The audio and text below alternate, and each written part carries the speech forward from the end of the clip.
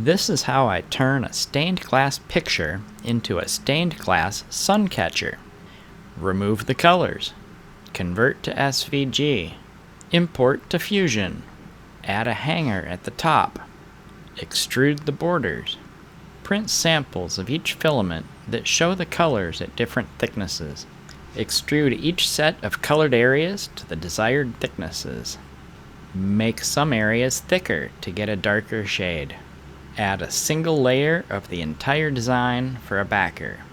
Export to the slicer without colors. Scale X and Y if needed, but leave Z at 100%. Split project to objects. Program your filaments. Assign each object a color. Merge it back together. Use Arachne wall generator. 0 top shell, 0 bottom shell. 100% rectilinear infill with infill direction 0 degrees. Print it.